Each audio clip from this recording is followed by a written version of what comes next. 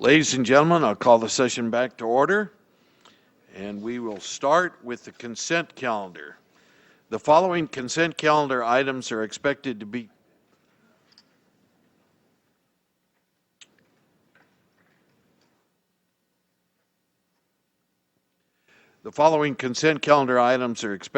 routine and non-controversial. They may be acted upon by the board at one time without discussion. Any board member, staff member, or interested person may request that an item be removed from the consent calendar for discussion and consideration. We have 3 items that have been moved to the regular calendar this morning. C13, which I have removed. C16 with Mr. Alexander has requested that we discuss that, and C18, which I have removed. So, what is the pleasure of the board concerning disposition of the remainder of the consent calendar? Move approval. Thank you. Second. Have a motion and a second to accept the consent calendar. Further discussion, all those in favor of the motion, please say aye. Aye. Opposed? Motion carries unanimously. Thank you, ladies and gentlemen.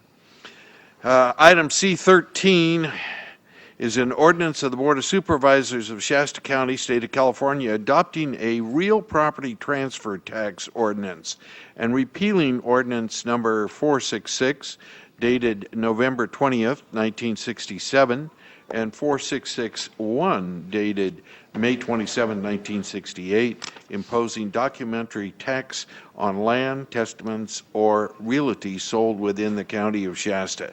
Ms. Morgan, thank you for joining us this morning. Good morning. If you would, could you give the members of the audience and the board an overview of this staff recommendation? Thank you. Chairman Kehoe, members of the board, Leslie Morgan, Shasta County Assessor Recorder.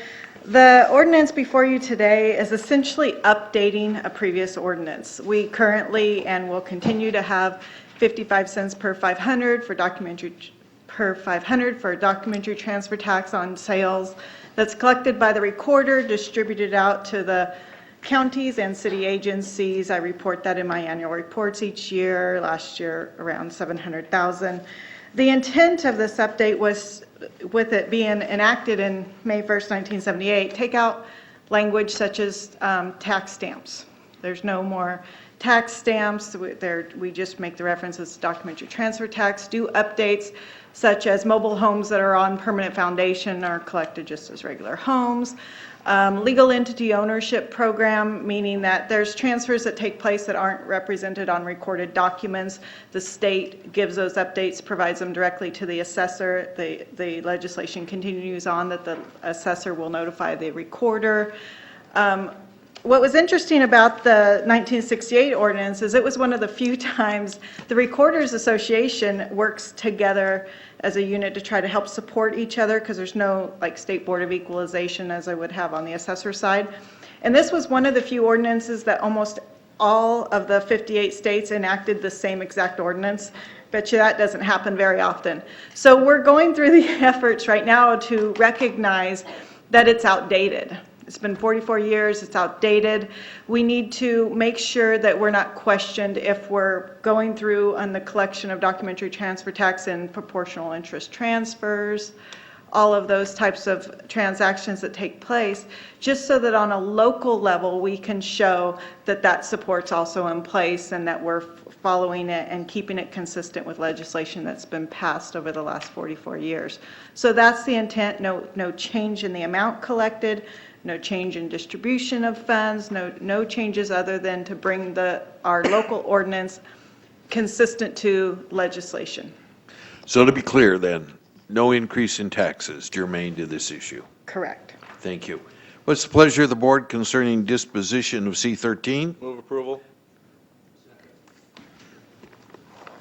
Thank you. We have a motion and a second to approve C13. All those further discussion. All those in favor of the motion, please say aye. Aye. Opposed? Motion carries unanimously. Ms. Morgan, thank you very much Thank for you. joining us. Item C16, we are moving that to the regular calendar at the request of Mr. Alexander. C16 is ongoing support of Healthy Shasta from Dignity Health, doing business as Mercy Medical Center, Reading. Good morning, Leanne Link. Ms. Link, good morning. Director of Business and Support Services for Health and Human Services. This action allows the board to accept a donation of $20,000 from Dignity Health in order to support ongoing obesity prevention efforts within Shasta County. The initiative was originally started with the HHSA Public Health, Mercy Hospital, and Children and Families First Commission. It has now expanded to about 21 community partners, including our own Whiskeytown recreational area. With that, I'd be happy to answer any questions. Questions of Ms. Link? Mr. Alexander, please come forward.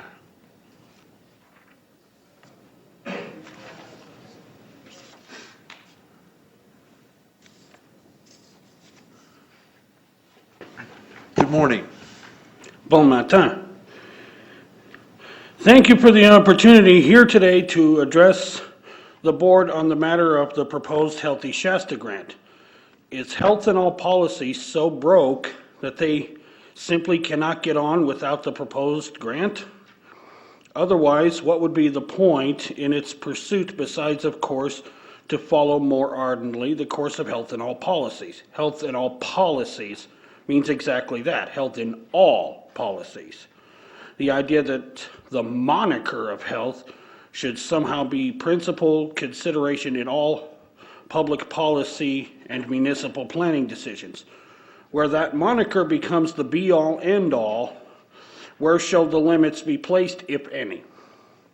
Now, as is well enough known, public health has been engaged in what has come to be known as their policy promotion enterprise, an enterprise of theirs whereby they lobby entities, public and private, for such things as smoking restrictions, fast food curtailments, soda pop restrictions, etc. A year ago, a claim was made that cold call policy promotions directed by public health at private entities was somehow purely voluntary.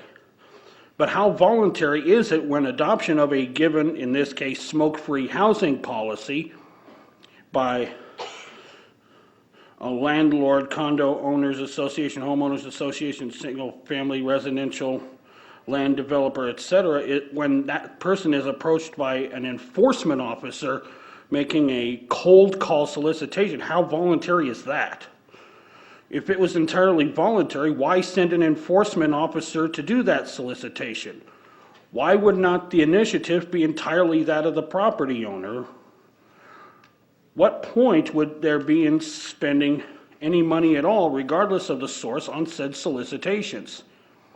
Of course, the softest targets are chosen first, hence the series of smoking ordinance proposals adopted in Reading, in Anderson, and elsewhere.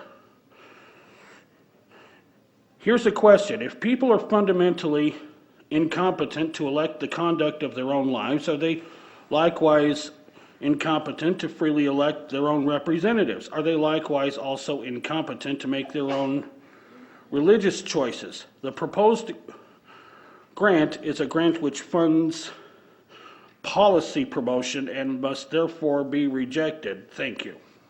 Thank you, Mr. Alexander. Ms. Supervisor Giacomini, followed by Supervisor Modi. Thank you, Chairman Kehoe. I would move that we accept staff recommendation and extend our thanks to Dignity Healthcare for their contribution. Thank you. And I, for one, appreciate their community partnership we have with our different entities, and will second the motion. Okay. We have a motion and a second then to accept item C16. Further discussion of the motion? All those in favor of the motion, please say aye. Aye. Opposed? Motion carries unanimously. Thank you very much, Supervisors. Thank you, Ms. Link.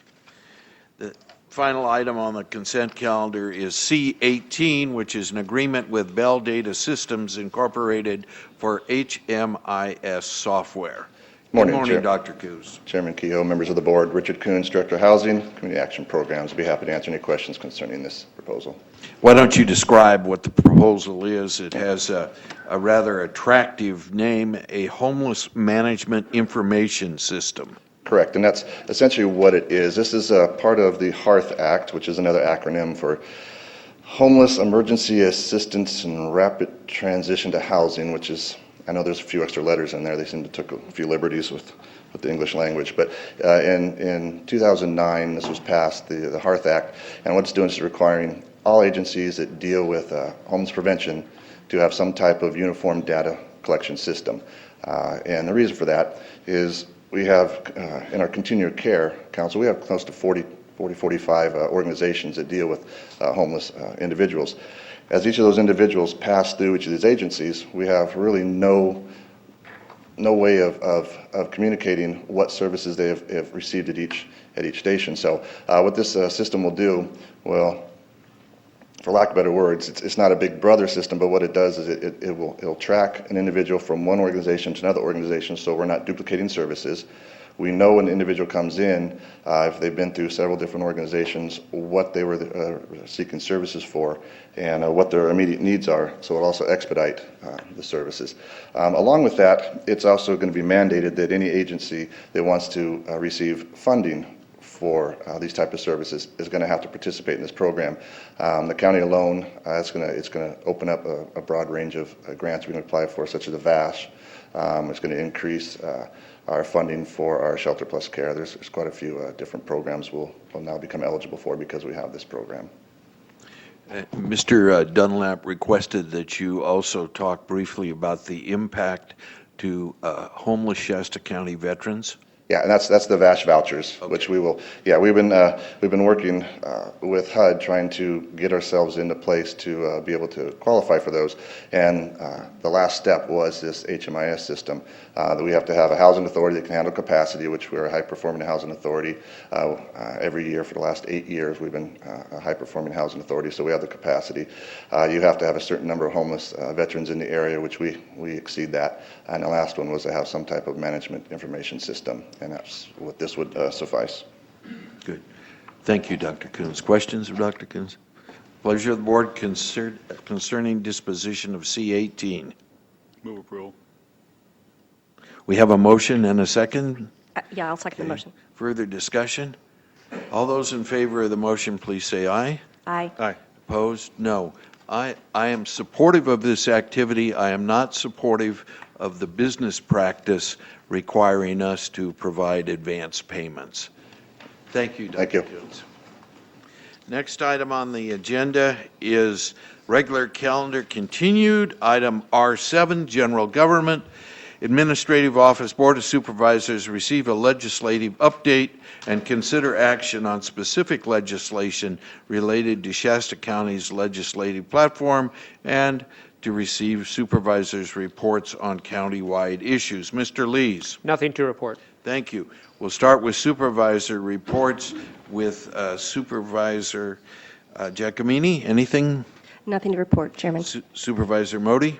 Yes, I attended the Sustainable Forest Action Committee or Action Coalition meeting with actually Supervisor Giacomini and Willows. I had a meeting with the Tribal Council of Redding Rancheria, discussed this in general governmental issues. Was participated in the Northern Sac Valley Integrated Regional Water Management Governance Board Committee. Attended the Shasta Regional Transportation Finance Committee meeting, which is helping to establish the SRTA as an independent agency in the dealing with the audits and things like that. I attended the CSAC board meeting last week in Sacramento, and some of the issues which you heard already from Health and Human Services Director were some of the key issues we talked about. And then the last issue, I'm just sort of curious. My fellow board members have noticed it, but I've been driving back and forth from Sacramento a lot, and I have a question for Caltrans. Why is it that when you spend millions of dollars to improve the roadway between Red Bluff and Anderson, that when you get finished, you go down the middle of the road and grind out the stripe that used to be there and leave it, and now you've got a track right in the driving lane where people's tires run in, and so you either have to straddle that and get close to the dividing line between the next lane, or have to get off on the left side of the roadway. And if you're in a small car, you're in the middle of that little track down the road, and it takes your car all over the place. I'm looking back at other years when things were done, and They didn't do that. So I'm just curious. Does media know why they do that? Why you leave this big gouge in the road? Maybe you ought to ask them that. Supervisor Modi, I'm sure Caltrans will be very responsive to your question, and I'll ask Mr. Minturn to follow up on that. No, please don't. Okay, Supervisor Walk. How do we follow that? How do we follow that? Yesterday, I attended another meeting of the Oversight Board for the former Anderson Redevelopment Agency, where we, for the third time, I believe, sent the exact same information to the state of California in yet another new and improved format. It's just a waste of time. Honestly, the state, I can't imagine, has actually received much in the way of resources from the elimination of redevelopment agencies. And they're spending a tremendous amount of our resources shifting and stacking papers. At any rate, my 2 cents worth for all of it's worth. LAFCO meeting, both Supervisor Keogh and I attended since our last board meeting. I also had, in my new responsibilities as chair of NORTEC, I spent about 3 hours with our executive officer, Mr. Knox, just to get a better picture of the vision for NORTEC and its future so I could better represent the state. Shasta County. Also, I had a nice meeting with Chief Foreman to get and gain his perspective on AB 109 and his department's perspective. Thank you for taking the time. That concludes my report. Thank you, Supervisor Boff. Supervisor Chappelle, please. Thank you, Chair Kehoe. I attended the Shasta County Fire Safety Council meeting in Anderson, and some of their concerns were expressed that, one, they want to try to develop a nonprofit 503c corporation. Their problem is that last time they tried to do that, they couldn't get anybody to bring it to the end. So they're looking for somebody to help them, and that was addressed to me. I have not received email from them yet, but they were looking for somebody that might be able to take that procedure and push it on through so they could actually end up with some grant money that would fund them so they can entertain, go into more shows and put out more literature and get the public more aware of fire safety. So I'll keep working with them, and Mr. Ball, Supervisor Ball, is on the same committee, and we'll see what we can do for it. I've approached Mr. Lees on it, and we haven't come to a decision on how we can do that yet. In addition, I went to the Mountain Gate Community Services Committee with some of their water problems they were expressing, and their infrastructure on the delivery lines to what's actually going to residents and so forth are way inadequate, and they're foreseeing that there's going to be some serious problems. Some of the lines they expressed to me were actually in conduit. I wanted to know if it was rigid conduit, which is the heavier, thicker conduit, or just a thin wall. They said some of it's actually thin wall. So again, they have proceeded to go down to Sacramento, look at some funding. I suggested probably get a hold of Mr. Minturn on the possible grants. Again, they're going to get some additional information to me on that, and we'll see where that can go. Myself and Larry Lees and Sheriff Tom Paseco went to the Lakehead Community Development Committee meeting on Saturday night. We also had a representative from the Bureau of Reclamation. We had California Highway Patrol, Fish and Wildlife now that was represented there, and some of the concerns with the dam were brought up. There's actually on the raising of the dam, I should say, to make that clarified, there was no really ultimate discussion that actually would give them a direction to go. Everything's still up in the air. They're still considering the Sites Dam down in the Orland area as a possibility. And so they're trying to just move through and figure out the cost and see what they're going to do before they make some decisions. The concerns with the residents up there is, one, just the avenue of the news media has placed, I know there's a couple businesses up there for sale, and it's placed them really questionable whether anybody really wants to buy a business up there, which might not be a long-term aspect, which might not end up being profitable for them. As far as private resident sales, I don't know that it's affected that. So again, they'll be working with the Bureau of Reclamation and hopes down the road one of these days they'll get an answer which direction they'll go. Some people feel they need to do both, the sites and the raising of Shasta Dam. Thank you. Thank you, Supervisor Chappelle. That concludes supervisor reports. We'll now move to item R8, fiscal year 2012-13 mid-year budget report. Ms. Palin, good morning. Good morning, Chairman Kehoe, members of the board, B.B. Palin, County Fiscal Chief. This morning, it's my pleasure to give you an update to our fiscal year 2012-13 budget. We asked all of our department heads to turn in a high-level overview of their budgets, and I'm pleased to state that with only a couple of exceptions, everybody indicates that they will be ending the year at this point, they believe, within their budget authority. When we adopted the budget after the close of the compilation by the auditor, it was a little over $400 million. That was an increase of $14 million from the prior year, but the majority of that increase was due to a couple of large projects. One is the new juvenile rehabilitation center. The other was our contract with Haven Humane, which I was happy to hear the report, a good report on that today. In addition, we had about $10 million of new appropriations that were for the AB 109 public safety realignment programs. So absent some things of a one-time nature, our budgets have generally been fairly status quo. We did go into the budget with a structural imbalance of about $12 million. However, $6 million of that was for our contingency reserve. At the end of the year, if we don't have to tap into the contingency reserve, it goes back and it actually becomes the fund balance available for financing the next year. I am pleased to report that except for a couple of very small draws on the contingency reserve, I do believe that we will have the better part of that $6 million to go forward. When all is said and done, our departments continue to manage their budgets. It's not an easy job. Tough decisions are made every day on service delivery and living within their means. Our general fund, things are leveling out. We've seen some modest improvement in our discretionary revenues, but we know that our primary source of general fund discretionary revenue is property tax, and that is still not really recovered. Property owners continue to receive help in that regard as the assessor looks at their properties to see if they can be adjusted downwards. Certainly a benefit to our property owners and taxpayers, but it's not necessarily a benefit to the local governmental agencies and schools who rely on property taxes.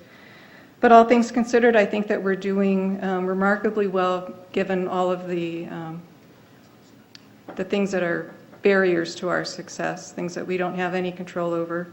I was telling Mr. Lees this morning that this is the first mid-year report that I've given where we haven't been fearful for what's going to happen with the state's budget. It appears, at least for the time being, that the state of California has the smallest budget deficit that I can recall in years.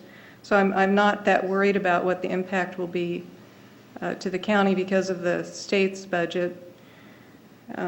One reason we don't usually bring you any large issues at mid-year is that because of the board's direction, we're allowed to bring budget amendments to the board on an as-needed basis during the year. I think that's really beneficial because we're able to react to any type of a budgetary, whether it's a surplus or a deficit, on an immediate basis, and we don't leave it to compound until mid-year and have to make drastic changes at that time.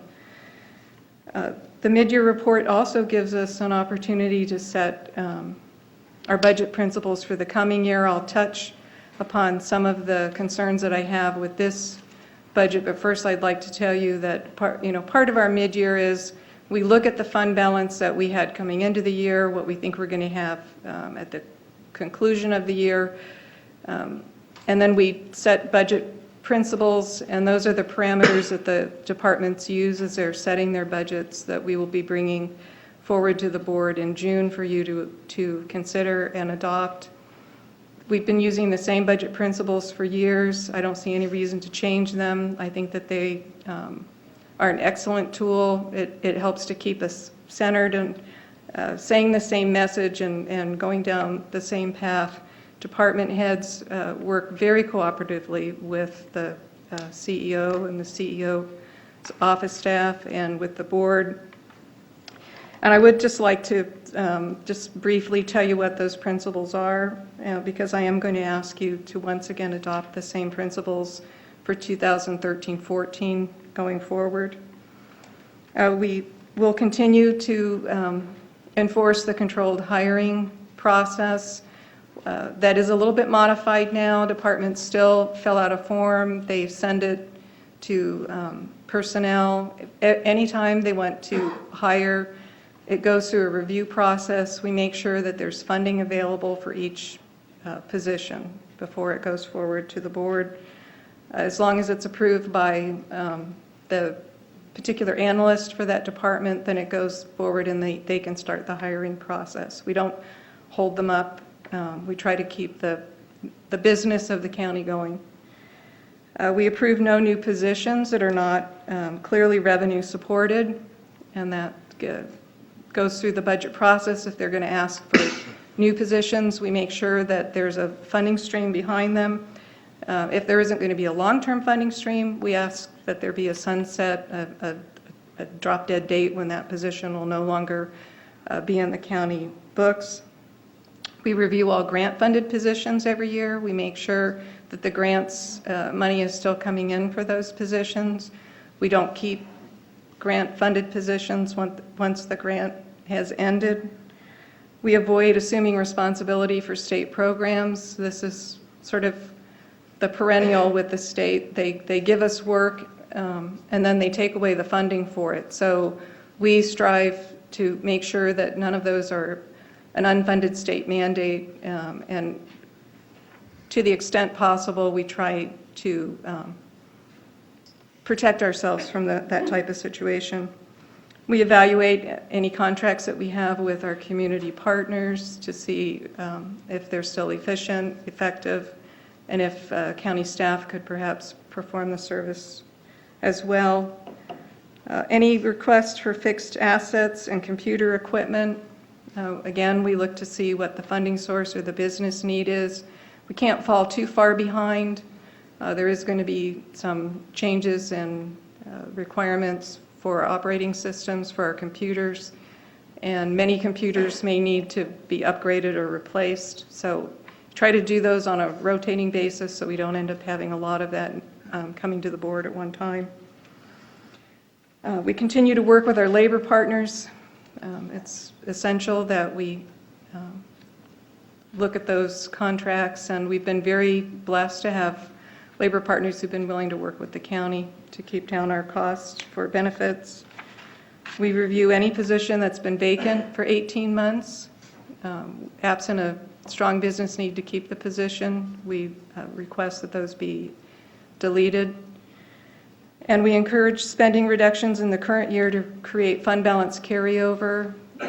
Departments, their budgets are controlled at the object level, salaries and benefits, services and supplies, capital assets as an example. The auditor controller has authority to control budgets at those object levels. Where they do not have authority is to control at the revenue level. So that's typically where we run into more problems, where departments are not successful in bringing in the amount of revenue that they thought they were going to have when they requested their budget. So we try to balance those out and work very closely with the auditor's office and with the fiscal staff of all the departments to look at those types of situations. So I do feel that these budget principles have kept the county budget going for many years now at just a very reasonable level. And I think I may have forgotten to mention that we will, at least as a starting place, ask departments who receive a general fund transfer in to stay at a status quo until we can look at, we receive all of the budget requests and we see where we're at. We see which programs the board may have allocated some additional emphasis on during the year, and we see what resources we have available. But for basically, it's a status quo. And the reason for that, we've been doing that, a number of years ago, we asked everybody to take a 10% cut, and everybody did. Then the next year, it was a 5% cut. And since then, it's been status quo. We're getting some relief right now, but it's still not enough to say that there's enough room for growth yet. So we're still just kind of taking it very modestly there in that regard. The challenges ahead of us are great. Our decline in discretionary revenue, we used to receive over $50 million a year. For a number of years now, we've been barely over $40 million. So that's a big cut to take. A great deal of help with that came from when our labor partners agreed to pay their share of the employee share of PERS. So we look for creative ways to handle those shortfalls, and we've been doing that. And I commend all of our department heads for doing that tough job. You may recall that we recently refunded the bonds on this building. I know we had an update from our financial advisor about our what he considered fairly remarkable success. It all had to do with timing. We happened to get a remarkably low interest rate, and we will be saving about $500,000 annually for the life of the bonds on this building. Coincidentally, at the same time, we learned that counties had lost a lawsuit with cities on property tax administration. We don't know what the immediate settlement for back years will be, but on an ongoing basis, the amount of property tax administration that we will be losing is $500,000. So the good news is we refunded the bonds, and that money is available to us, but it actually will just exactly cover what we're going to lose in property tax administration. So there's a lot of that goes on that we do the best that we can with those circumstances. I already mentioned that I'm not too overly concerned right at this moment about what's happening with the state budget, other than the usual things that are going on. The AB 109, the public safety realignment, this time last year, we were worried about whether that would end up becoming constitutionally protected, and it is. The money does appear to be coming in as we budgeted. On a go-forward basis, I think our worry is that it won't be enough money to do the hard work that we've been asked to do on behalf of the state. Public safety augmentation revenue, or Prop 172, we've had some banner years from that revenue. However, Mr. Lees learned at the CSAC conference that some of that had to do with the swap between gas tax and sales tax, and that counties had been receiving more money than they were going to be receiving starting as early as next year, and that we should go back to about what was received in 2010-11. That's actually a drop of about $2 million. Just this morning, I printed out a report from the State Controller's Office. Annually, they look at the statewide sales, and then they look at the sales in each county of the state, and they figure out what your pro rata share of the statewide sales is going to be. And for a number of years, ours kept inching up. This year, the report for this month, it actually has gone down. So that typically stays that way for at least a year, sometimes 2 years before they do that reassessment. So that's kind of problematic to me, because we were getting a little bit bigger share of the pie as well. I don't know yet what I'm going to recommend that the public safety department's budget for next year. Right now, we do have a surplus in that. We have been budgeting 5% off of every single receipt that comes in, we put aside. for a reserve just for these types of unknowns. That if you lose that funding, it's such an integral part of public safety. It's difficult to make those types of cuts in an immediate situation for public safety. So I do think that we have some reserves available.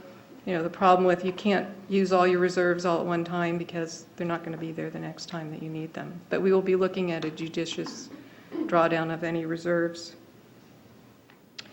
There were a couple of departments who had some budgetary issues. The district attorney's office had a shortfall of about $175,000. They did have some unanticipated, unbudgeted consumer fraud settlement money, which appears to be adequate to cover that. They may need to bring a budget amendment to you to be approved. Typically, that settlement money accrues to the general fund, but in this case, we do have the ability to allow it to stay with the district attorney and take care of that shortfall there. There's staffing issues in the sheriff's office. I think if you read the report, you get a kind of an overview of the types of issues that have plagued their budget this year. Oftentimes this time of the year, the sheriff is concerned that his budgets in the total of all the sheriff's budget units that they will come in over budget. Last year we had this concern, and they ended the year actually to the good, and they had a surplus. So I'm sure that the sheriff will be watching his budgets very closely and bring to you a budget amendment if he feels that he needs it. I believe that it's about $500,000 now, but if you had any questions on the particulars of that, I'd direct those questions to Sheriff Pacinko. And then in Health and Human Services, and we have this problem every year, it generally revolves around the mental health budget unit. The state is notoriously slow in making reimbursements to mental health. So, in a certain part of it, it has to do with cash flow for services already provided. And then in this year, they have reported that there's a large need for mental health services, particularly in locked facilities, something that they can't predict. They will be coming back to the board most likely within the next month to ask for a realignment transfer from the 1991 realignment, and then probably also using some fund balance to help shore up the mental health budget. So that's a lot of sort of not really gloomy news, but not the best of news. But I'd like to end this with some good news with our elections department. You may recall that I had added $1 million to our contingency reserve because we knew there was going to be a special election in January, and we were worried that the cost to that could have been from $500,000 to $1 million. So we increased the contingency reserve on the offside chance that we were going to have to use that. Kathy Darling Allen reports that she was able to accomplish that special election within her budget authority. So none of that will be used for that special election, and that was really good news to me when I don't have to use the contingency reserve. So, in closing, I've said this several times through my presentation. I just can't thank our department heads enough. We have great leadership from the board because you support what the CEO says to departments, and departments are on board with our conservative spending plan. Very little pushback from departments about consistently, not fantastic reports from the CEO about what you can spend. They have many of them, their own funding streams, and they live within those, and they do a great job of providing service in the community. So with that, I would take questions, but at the conclusion of that, I would like you to make a motion to on the two of the items on our staff report as well. Thank you, Ms. Palin. Supervisor Baugh. Thank you, Chair Keough, and Ms. Palin, to you and to all involved in the preparation of this report, and to everyone involved in keeping us budget healthy. Congratulations and appreciation for both areas. In mental health, you mentioned the state was once again in arrears. Can you give us an approximate total? Actually, I'm not talking about the over budget It's about item. $1 million. About $1 million? Yeah. Okay. And the reason I'm asking is the last time all the counties kind of got together and complained through RCRC, the state did take some quicker action, I believe, than not. So we'll bring that up some of these, again. I believe, are cost settlements. Correct.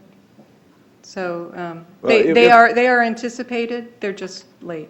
If we could, if you could furnish that information, I would appreciate it. Would like to take it down to Sacramento and voice our objection to their late payments on behalf of all the counties. I'll request that from. Appreciate it. Leanne. And then you've made some, presented some thoughts on how to take care of the current shortfall and some challenges with areas that are more expensive than anticipated in the mental health area.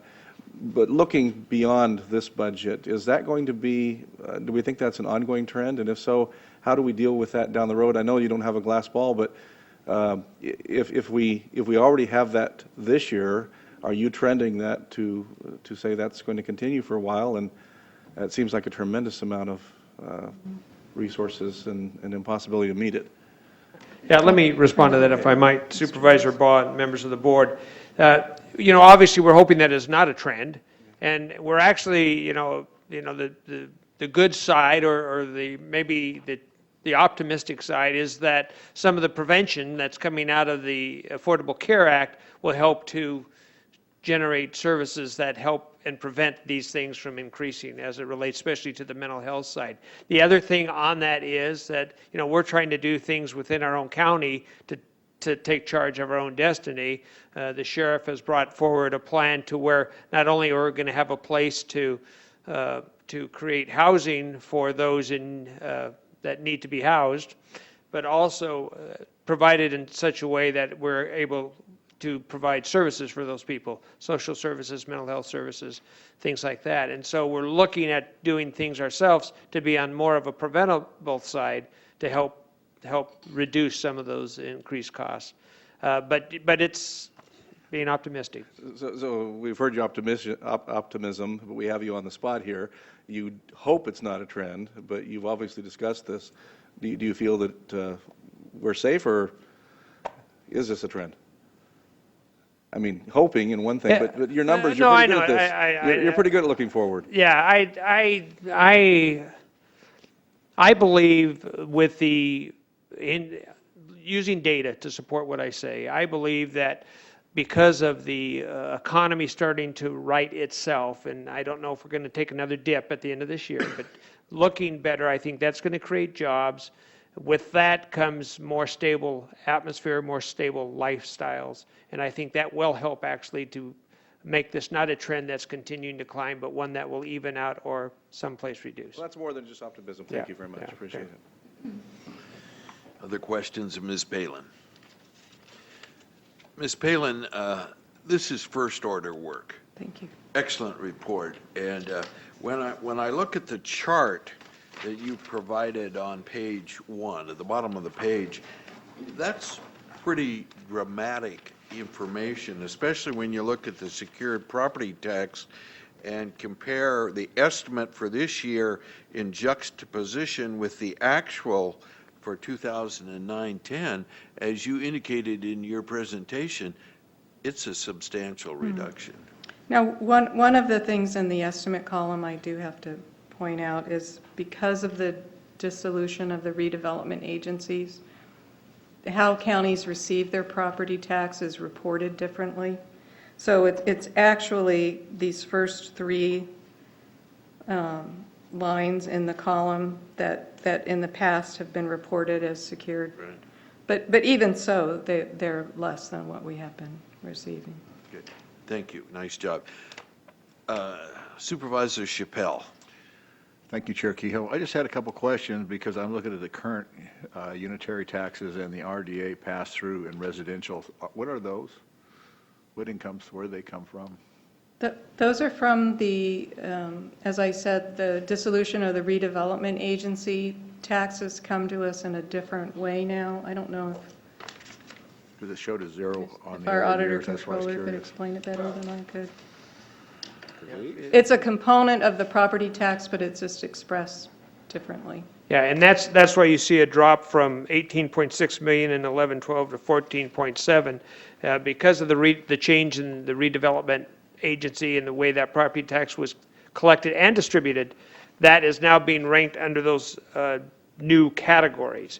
And so that's why you see zeros in all the previous years. It's now being ranked there. I have a fear on this that this is kind of an adjustment year because this is the first year without the redevelopment agency and they're kind of distributing this stuff. I think the jury is still out on whether or not that is going to maintain at that same level. I'm nervous about it, the potential of it being reduced, but that's what that's for.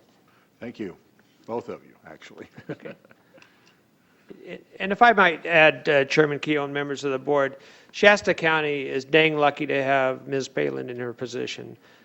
She has just a tremendous amount of experience, tremendous amount of history, and has kept this county whole for many, many decades. And we are darn lucky to have her there, and I appreciate all the work she does. Many, many decades. Actually, that's true, but somehow. Thank you. I was again using data. Ms. Palin, to that observation, would you mind introducing the staff that works with you in the preparation of this document? Thank you. Well, within the CAO's office, or CEO, I have Julie Hope. She's the analyst with public safety. Megan Dorney is our analyst for land use. And Elaine Grossman is back there with Health and Human Services. And a big partner for us, as well as the auditor controller, Mr. Brian Muir. It would be appropriate for us to show our appreciation to all of these individuals and the department heads and Mr. Lees. Big one. And I do need a motion on our. Right? You will have it. I'll make the motion. Thank you, Supervisor Chappelle. Is there a second? I'll second it. Thank you. We have a motion and a second. All those in favor of the motion, please say aye. Aye. Opposed? Motion carries unanimously. Thank you again, Thank you. Ms. Palin. Item R9, adopt a resolution approving the memorandum of understanding between the United Public Employees of California, UPEC, for the professional unit and the County of Shasta. Thank you. Michelle Schaefer, Director of Support Services. I come before you today with our Memorandum of Understanding for our professional unit. There's about 153 members in that unit. These processes take quite a long time, and especially during difficult budget times and fiscal times, it kind of becomes more complicated. But this group has been very professional, has worked really hard to understand the issues and to present, the bargaining team presented it very well to their membership. And we were able to come to an agreement in early part of the month. And in that agreement, the significant aspects are that the employees will begin paying 15% of their employee-only health care premium based on the PERS Choice Plan, which is one of the plans offered under our health care program. And that will start in January of 2014. And then in July of 2014, we will provide a 2% cost of living increase for the membership. Because of the pickup of the 15% in January, we're actually going to save money over the lifetime of the memorandum of about $7,100. And then we'll continue to achieve savings through the 15% of that premium being paid by the employees as we move forward. It's difficult to capture that dollar amount based on the fact that premiums change annually and they're changed by CalPERS. And so because we don't know what those will look like, We estimate an average of a 10% increase per year. We don't know how the Affordable Care Act and other issues are going to change that, but based on a conservative effort, we do anticipate some sort of savings. Thank you, Ms. Schaefer. Questions, Ms. Shaver? Pleasure of the board concerning disposition of R9. Move approval. Thank you. Second. We have a motion and a second to approve R9. Further discussion? All those in favor of the motion, please say aye. Aye. Opposed? Motion carries unanimously. Thank you, Ms. Thank Schaefer. you. Item R10, Elk Trail Water Improvement Project Pace Amendment. Mr. Minturn, good morning, sir. Good morning, Chairman Keough, members of the board, Pat Minturn, Public Works Director. Before you today is an item regarding Elk Trail Water Project. You'll be happy to know that the functional testing of the system is wrapped up. We identified a few very minor punch list items, but generally the pumps are working, the plant's working, the lines are in place. There is one remaining issue regarding an area around a tank on the west side, a high ridge along Green Mountain Trail. And the board will recall the way this system is laid out, the pressures are controlled by floating elevations in tanks. And there's a tank on the east side, and there's a tank on the west side. And in the course of design, the tank location was finalized. Also, there was a change in the statutes, taking it from 20 PSI to 40 PSI for customers. So when this system was designed, when we hired Pace to design this system, their requirements were to provide fire flows throughout the whole subdivision. You know, the Bear Fire, the Jones Fire swept through this whole area. So that was one of the main priorities of this. And so we have to provide 500 gallons a minute at each fire hydrant with 20 PSI. Also to provide water to the customers, of course. This area's got well problems. So the plan was originally to meet the waterworks standard at the time, which was 20 PSI at each meter. Now that's not enough to run a house, and many of these homes are perched up on ridges above the meters as well, so boostering would be required. During the course of the project, the standard changed. Now we're required to provide 40 PSI at the meter. That's not at the fire hydrants, only at the meters. And so throughout most of the subdivision, this isn't an issue. The whole area is very much vertical, straight up and down. Pressures vary, but we have no trouble making 20 PSI at most of the hydrants, 40 PSI at most of the meters. But right along this ridge on the west side, we do have some issues. And so we've taken a close look at it. Originally, we knew we were going to have barely meeting the standard. Money was very tight at the time, and that was a consideration. Now we've finished up. We've got about $375,000 in contingency remaining. This is an area that doesn't meet the standard, the current standard. So we've worked with Pace Engineering, and we've come up with some alternatives. We're trying to avoid a fire flow booster pump if we can, because first of all, it's quite expensive. Secondly, it introduces some uncertainty. If it doesn't work when you hook up to it, then you got a big problem. Whereas gravity flow, gravity is always going to work. So we've looked at it. We think we can rearrange a fire hydrant or two and make all the pull distances. We've been working with CAL FIRE, and we think we can fix it that way. As for the pressure going to 40 PSI for each of the meters, that is going to require a booster pump. So that will be only a domestic booster pump, though. So the way that'll work, the fire hydrants will still remain the way they are now. We're going to reoperate the tank to hold the water a little higher, maybe, and relocate some fire hydrants. And by doing that, we can meet the standard there, we think. Separately, there will be a booster pump, electric booster, that will pull water out of that line and provide a higher pressure line parallel to the existing line, a 3-inch line that'll provide 40 PSI to all the meters. It's only 6 homes that are involved, 7 properties, but if you're one of those 6 or 7 properties, it's a big deal. And so we recommend that the board enter into an amendment of the contract with Pace to bring them on board to study these issues and engineer alternatives. We think that if the domestic-only booster works and we're not in a position of providing backup power, we're probably, I had said over 100,000. That's probably, it's going to be somewhere in the 140,000, 150,000 range for that, plus the Pace contract. So that concludes my presentation. If you have any questions, I'd be glad to answer them at this time. Questions, Mr. Minturn? Mr. Baugh?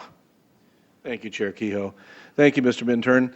The contract with PACE, is this a sure thing? The outcome is guaranteed to take care of the problem? In my opinion, as an engineer, these problems are solvable. We have $375,000. That's enough money to build a booster pump. And these are engineering issues, hydraulic issues. Hydrology or hydraulics is a sure thing. If you have a glass of water, you know exactly what you got there.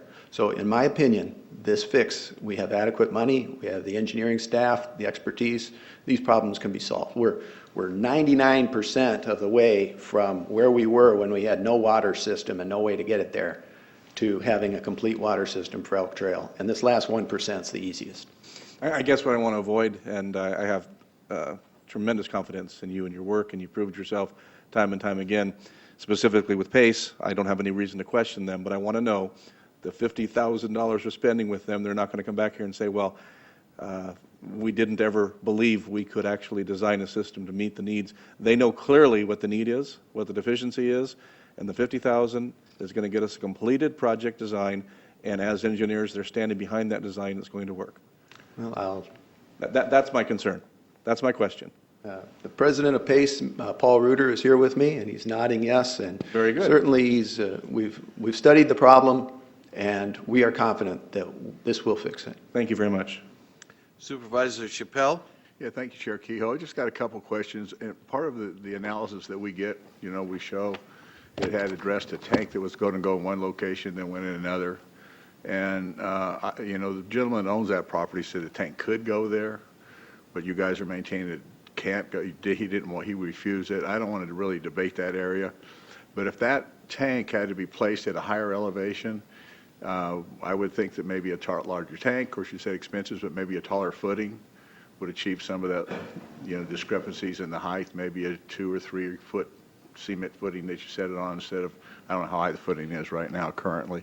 And also the one hydrant that is addressed is low. It's 8 to 11 pounds, and so are those houses. So my concerns are, and everybody can make a calculated mistake, okay? We're all human, okay? So my only concerns are here is that they didn't receive the 20 as initially was expected. And so can we assure them that we will receive the proper pressure for them to be able to use their booster pumps and receive water in an adequate measure? And also the fire hydrant, will it come on board also, which is that same area? First of all, I would like to say that the tank, as I showed in some photos before, we used a tall, narrow tank for this site to try to compensate for that. So the engineer did do his best. For seismic reasons, you get too high, it just won't work. So we went up as high vertically as we could. The questions of the pressures, we've installed hundreds of fire hydrants in this. This is one fire hydrant that is deficient. We're thinking we've got 10, 11, 12 PSI at that hydrant. We haven't measured it exactly. It depends on the elevation of the tank. Part of the reason, too, that we had particular problems early on is because we didn't have our telemetry working, and so that tank wasn't full. That tank will always be held within 2 to 4 feet of full when we get all done here. So that tank was down 10, 12 feet often. So that takes another 5 PSI off of what people were receiving. The question of the pressures to some of the homes are well above where their meters are. We're only required to deliver now 40 PSI at the meters. But when we are done, the booster pump is a sure thing. We could deliver 100 PSI. It would be more expensive. We'd be looking at more elaborate piping, but this system will be able to deliver 40 PSI at every meter, and it will be set to deliver at least 40 PSI at every meter. And I can assure you, as an engineer, with $375,000, this problem can be resolved. Thank you. Mr. Minturn, we have, following up on Supervisor Baugh's question, we have received assurances from you and Pace Engineering, but it seems to me that they are a bit at variance with the second sentence of the final paragraph, where it reads as follows: "The final configuration and cost of that pump will depend on some state decisions which have not yet been promulgated." So how can we give guarantees if we don't know what those standards are? Well, What does that sentence mean? Actually, let me describe exactly what it means. The state folks, California Department of Public Health is both the regulatory agency that decides what we need out there in terms of 40 PSI or 20 PSI. They're also the funding agency, so they wear two hats. We have asked them if they will pay for a pump, and they have said, in general, there's no question they're going to pay for a pump. But they haven't actually given us a piece of paper that says that. But I'm confident they'll allow us to spend that $375,000 on a pump. The questions that they haven't asked are, will we be required to have backup power for that pump? Number one. And number two, will they pay for backup power if we want to install it? We haven't gotten an answer from them. We believe that we're going to get an answer. We've asked the question several days ago, and we've been alluding towards it for a while, but we haven't gotten an answer yet. So that's a question. So I don't know, I can't tell PACE today whether to design a system with a backup power or without. Secondly, we also couldn't get an answer about whether or not we need a fire flow, and that's a huge question. Whether they will require us to meet fire flows with a pump, and number two, whether they will pay for the fire flow pump. Now it appears that's moot because we can rearrange the fire hydrants and avoid that, and certainly it'll be a lot cheaper. The difference between a 50 PSI booster and a 550 PSI or gallon per minute booster, it's a big difference. But those are the questions that I alluded to here.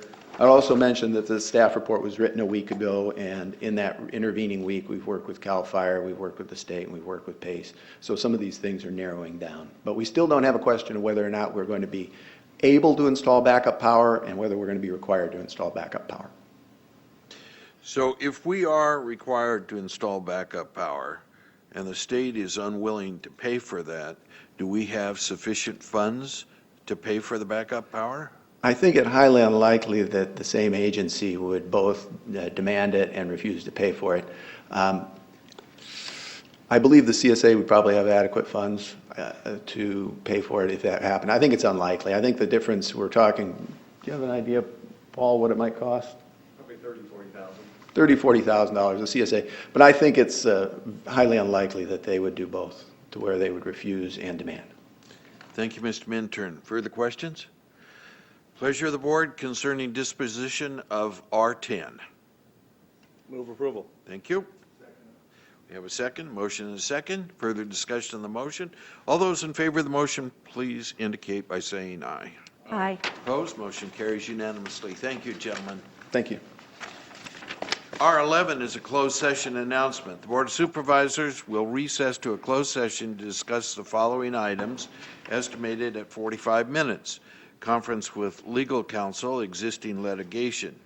At the conclusion of the closed session, reportable action, if any, will be reported in open session. And then the report of the Shasta County we're going to adjourn, and then the Shasta County Air Pollution Control Board will convene at 1:30 this afternoon. Thank you, ladies and gentlemen, for attending.